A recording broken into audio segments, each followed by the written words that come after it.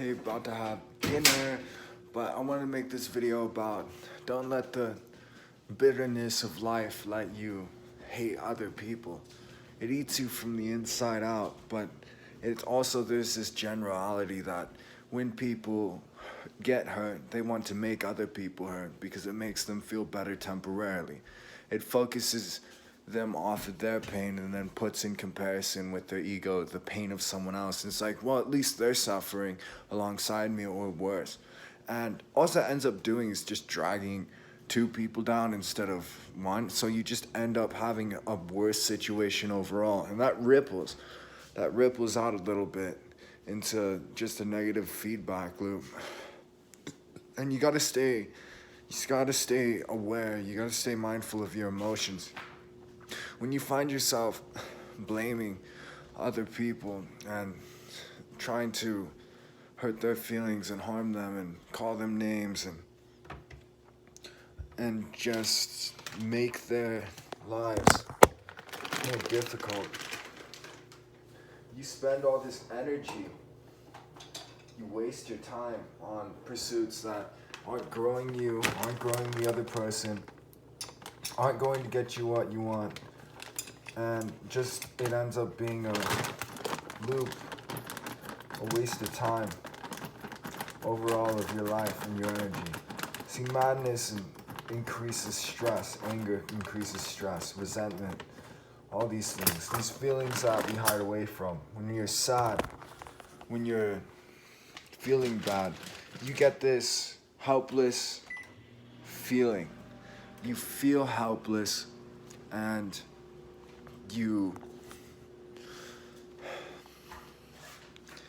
feel helpless, and there's all these feelings about feeling small and you feel bad and like pathetic and weak.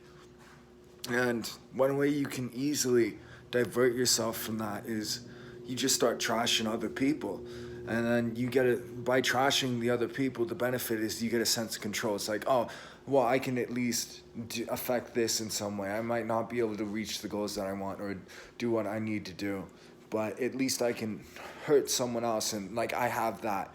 And people, they seek for a vie for control. They want to feel in control of their life. They want to feel in control of the world in some sense, in some partial manner.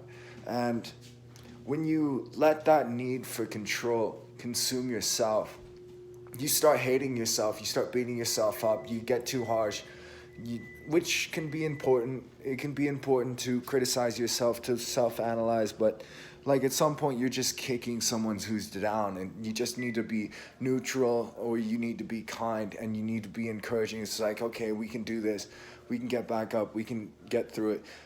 But you start beating other people around you, and it gives you this sense of control that is false. It's a false sense of control. Anybody can make someone else hurt. It's not difficult. It's not difficult to walk up to somebody and say a bunch of basic slurs and make them upset. But what's really difficult is building them up, making them feel powerful, making them feel great, like good people, and being able to notice the goodness and the key strengths that that individual has. And you really want to get good at it. If you can get good at pointing out the strengths of other people around you, they will learn to love being around you. It is such a good thing to consistently bring those around you up. Now, me personally, I struggle doing that. It's sometimes difficult, you know. It's like when people aren't striving forth and pushing their limits, it can be easy to just judge that. But you gotta look at their life, and it's like, what benefit does it want? Maybe they just want to be comfortable. Maybe they just want to stay in the same place and they don't have the ambitions that other people have.